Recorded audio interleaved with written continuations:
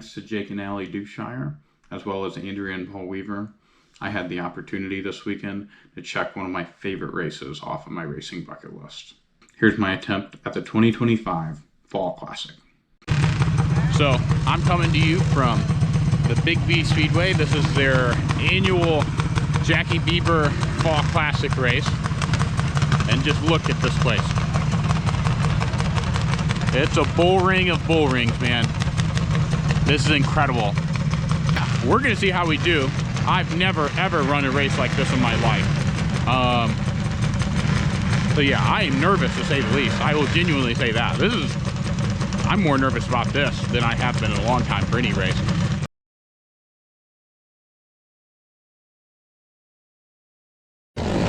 So these right here, these are actually my first laps around the Big B Speedway. As you can see, Big B, contrary to its name, is not very big. However, it is bumpy and rough. Now the reason we're not running the bottom of the track, which would actually be faster, because we're trying to prepare for qualifying. During qualifying, they make you run the top of the track. They put cones out so you can't go to the bottom, and if you hit them, you get disqualified. Our goal here is to make a top 40 lap time in qualifying. That way we can go straight into a heat race and not have to run a non-qualifier. I'm not gonna lie, as a road course guy, rolling out here for a Christian qualifying, right now I'm nervous as hell.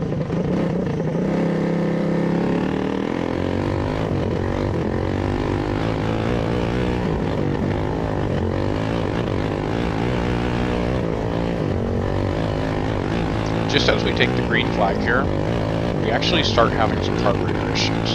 However, this Weaver performance motor is so strong that even with these problems, we still qualify in the top half of the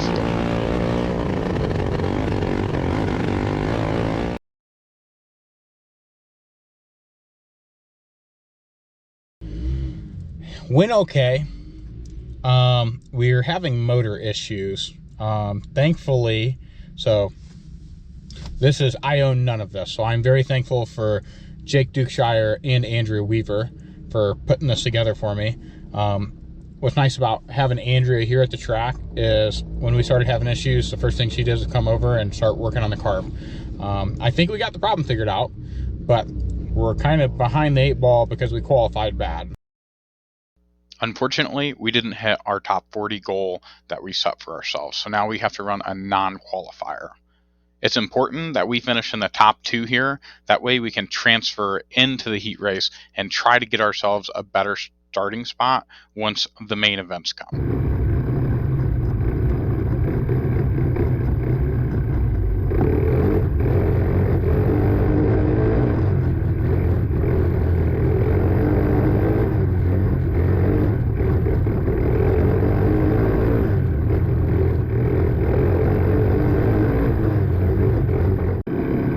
So right about here, I started to figure out how to race the track. The motor's good, the chassis is good. Basically, my job as a driver is not to screw it up.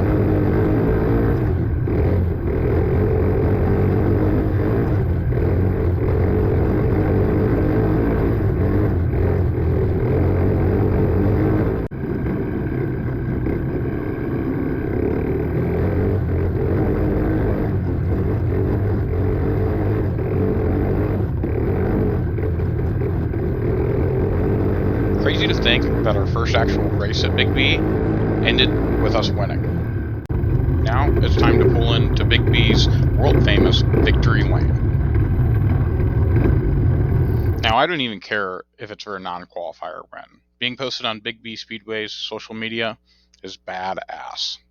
And pulling into the pits and getting fist bumps and high fives from all of your crew and friends is pretty cool too.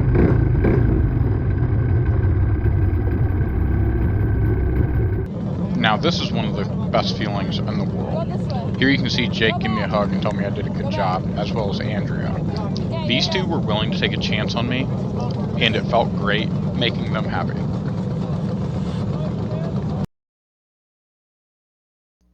However, with that win, we now transfer into a heat race. So instead of starting at the front, now we got to start at the back.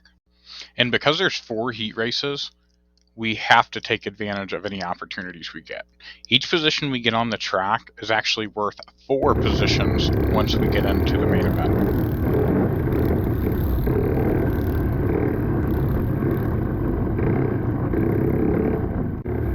Well, it didn't take me long to realize that people are definitely not here to make friends. They're here to race, and that's what they're doing.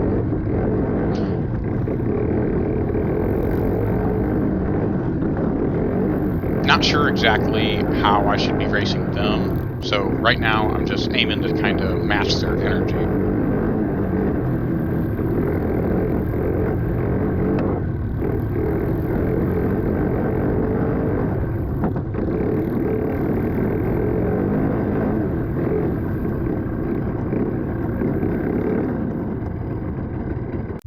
We go under red flag here, and here's my buddy Asa to give me a little bit of advice. I think he could tell I was a little bit flustered. I kind of have no idea what's going on, and I feel like I'm part of a circus. He gave me some advice: calm down, use my head, try to keep the nose clean.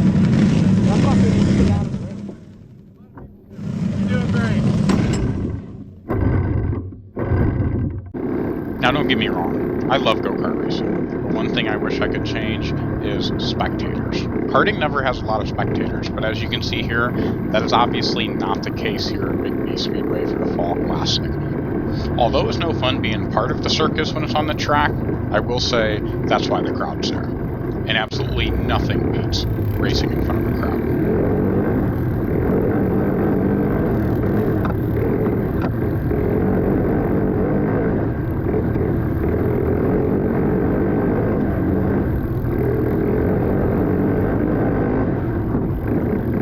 Dang it, I should have listened to Asa and been more patient.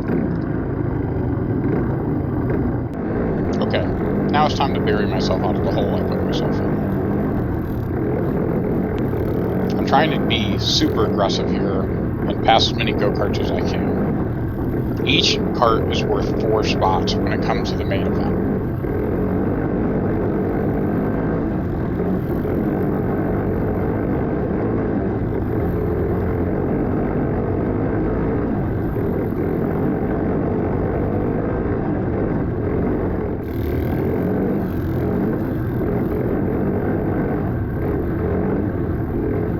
We hardly beat this guy out for 8th place in the heat race. So total, we went from 12th to 8th. I can only imagine what we would have done if we didn't spin out. Kind of tough to put it all into words, but it was just busy. I mean, really busy. Everything's just happening really, really quick. So, yeah, we tried our best. I probably was a tad bit too aggressive there sometimes.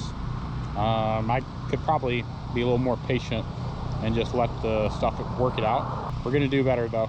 We can make it. We got a faster kart than a lot of the people in front of us. So just got to take advantage of it. This sets us up for the outside pull of the C main. So my job here is to get to the bottom of the track as quickly as I can and stay in the top 2. The top 2 will transfer to the B main and have a chance to go to the big show.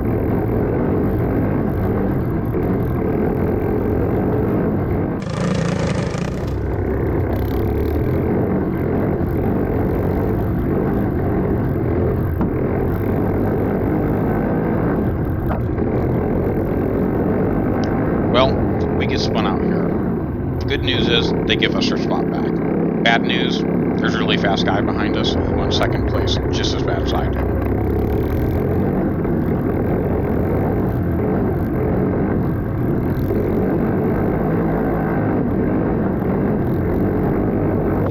And at this point, I kind of thought I blew it. However, I knew I had to keep my head down. And like I said in the heat race, just be more patient. Wait for it to come to you.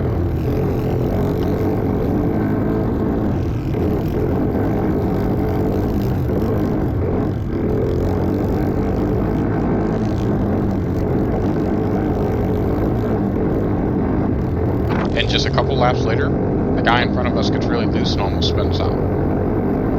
Now we're back in the top 2, back into a transfer spot.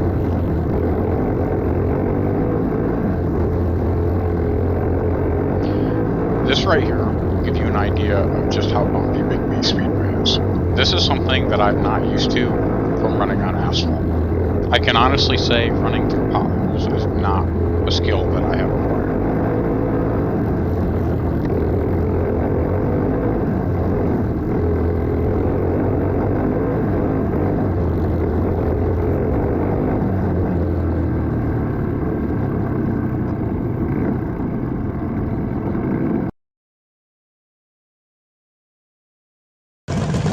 We have about 10 minutes in between sessions, and check this out. I'm not even out of the go-kart yet, and Andrea's already doing setup changes.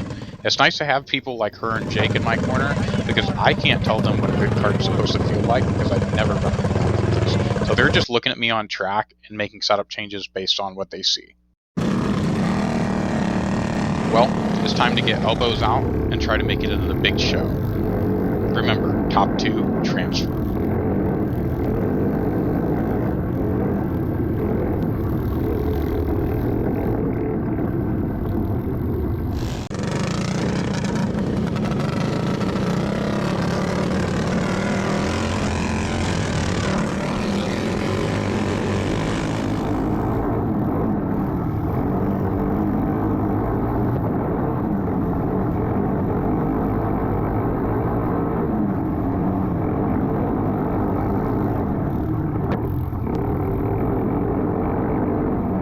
And for the first time all day, I'm feeling confident enough in myself driving that I feel like we're actually reaching the potential that the cart and the chassis can actually have.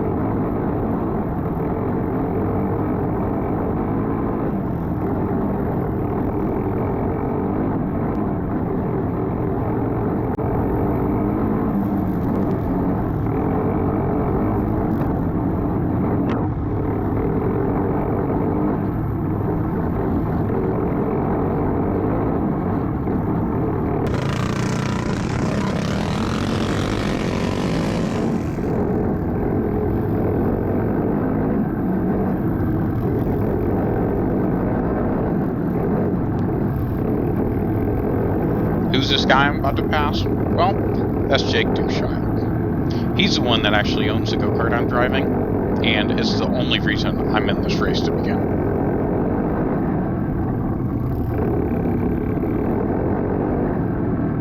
We're up to 4th place here, and the caution comes out. Now, the only thing standing between me and being able to compete in the main event of one of Ohio's biggest dirt kart races is 4 laps and 2 go-karts. Time to see what we can do.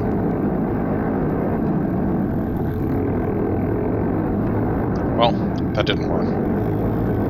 Tried to move up the racetrack to search for a little bit more grip and maybe a way to get around those 2 karts. However, it was just a little dusty up there, so this looks like it's going to be the end of our run.